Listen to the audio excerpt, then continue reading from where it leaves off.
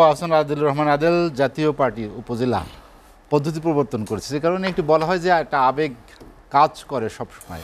সেই উপজেলা আর এই উপজেলায় কি তফাৎ আছে? আর একটি বিষয়, সেটি যে অসীম কুমার উকিল বললেন যে 90-এ আমার ভোট আমি দেবো, যাকে খুশি তাকে দেবো, যে একটি স্লোগানের ভিত্তি করে সবাই এক হয়েছিলেন, সে তার কি আসলে পরিপূর্ণতা আছে কি না এই গত কয়েক দশকে?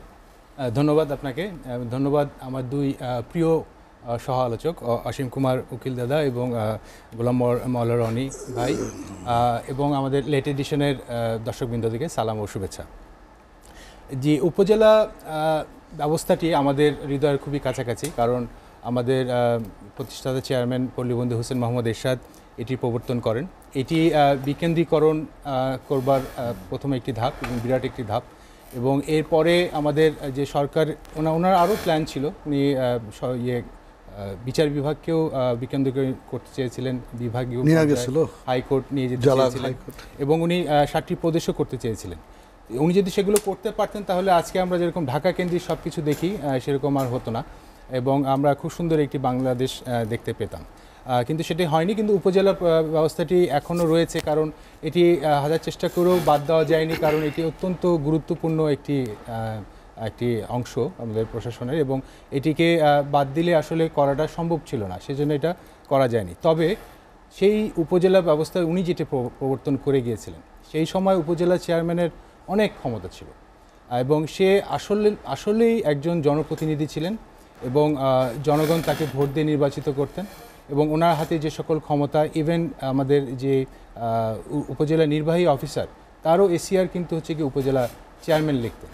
সেজন্য ওনাকে সর্বময় ক্ষমতা দেওয়া হয়েছিল, এবং রিলিফের সময় উনি গোডাউনের চাবি রাখতেন, এরকম ধরনের ক্ষমতা তাদের কাছে দেওয়া ছিল। কিন্তু সেই উপজেলা চেয়ারম্যান এখন নেই। এখন উপজেলা চেয়ারম্যান একটা ছোটো জগন্নাথ, তার হ্যাঁ, একটা হয়তো বাড়ি আছে, আর একটা হয়তো গাড়ি আছে, আর অফিসে একটা বড় রুম আছে।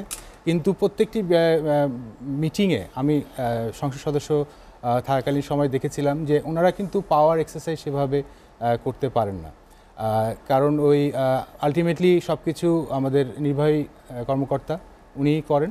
উনি হয়তো সভাপতিত্ব করেন, উপদেষ্টা হিসেবে থাকেন বা সভাপতিত্ব করেন, আমরা উপদেষ্টা হিসেবে ছিলাম, কিন্তু ডিসিশন কিন্তু সেরকমভাবে উনি প্রভাবিত করতে পারেন না।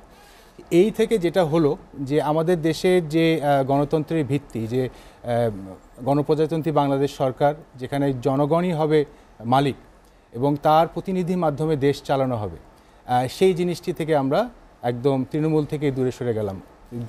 জনগণ তার প্রতিনিধি উপজেলা পর্যায়েও এখন আর বসাতে পারছে না। এটি অত্যন্ত দুঃখের বিষয়, এবং আলোচনার মধ্যে উঠে এসছে যে আমরা অনেক আলোচনা করছি এগুলো জিনিস নিয়ে, কিন্তু আমরা আসলে সমাধানের পথের দিকে যাচ্ছি না, বা এমন কোনো সম্ভাবনাও দেখাতে পারছি না যেটাতে আমাদের সমাধান হবে।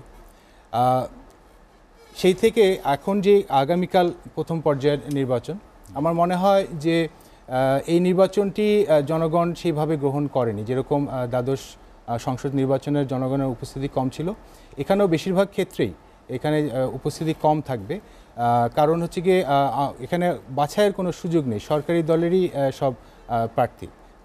এবং যা আমরা দেখব উত্তেজনা, বা আমরা যে আনন্দ, বা যে আমরা একটা উৎসবমুখর যে পরিবেশটি দেখব, এটির পিছনে মূল থাকবে হচ্ছে গিয়ে অর্থ, জনপ্রিয়তা নয়। আগে ছিল জনপ্রিয়তার ভিত্তিতে এগুলো জমে উঠতো, কিন্তু এখন থাকবে হচ্ছে গিয়ে শুধুমাত্র অর্থ, এবং সেই অর্থ শুধু জনগণের মধ্যেই মানে যাবে না, এটি বিভিন্ন লেয়ারের, প্রশাসনের বিভিন্ন লেয়ারেও যাবে, এবং সেই পরিপ্রেক্ষিতে ইলেকশনের রেজাল্টই বের হবে। এবং এত মানে প্রতিকূলতার মধ্যে, এই অর্থের মারামারির মধ্যে, সেজন্য বিএনপিও যায়নি, আমাদের জাতীয় পার্টির অনেক নেতৃবৃন্দও কিন্তু যেতে উৎসাহ বোধ করেনি, কারণ তারা জানেন যে এই ব্যাপক অর্থ এবং প্রশাসনিক ক্ষমতা দ্বারা যাকে সরকার চাবেন, এটা ইলেকশন হবে না, এটা সিলেকশন হবে। সেজন্য তারা গিয়ে শুধু টাকা পয়সাও খাওয়াবেন, মান সম্মানও খাওয়াবেন, সেজন্য তারা উৎসাহ বোধ করছেন না। কিন্তু যদি আমরা এটা একটা অংশগ্রহণমূলক করা যেত, এবং সরকার যদি এমন একটা ব্যবস্থা করতে পারতো যে না, এখানে মানে অর্থের সেরকম ব্যবহার হবে না, এবং প্রশাসন নিরপেক্ষ একটা অবস্থান নেবে, তাহলে এটা অংশগ্রহণমূলক হওয়ার একটা বড় সম্ভাবনা ছিল। কিন্তু সেটা থেকে আমরা দূরে সরে এসেছি, এবং আমাদের দেশের যে উন্নয়নের যে প্রথম ধাপটি ছিল, যে বিকেন্দ্রীকরণের যে ব্যবস্থাটি, জনগণ সরকারের সুবিধা একদম তৃণমূল পর্যায়ে পৌঁছে দেওয়ার যে উদ্যোগটি সেটি আজকে ব্যাহত হচ্ছে এবং এটি সফলতার মুখ দেখছে না, কারণ আমরা এই নির্বাচন প্রসেসটিকেই আমরা ধ্বংস করে ফেলছি।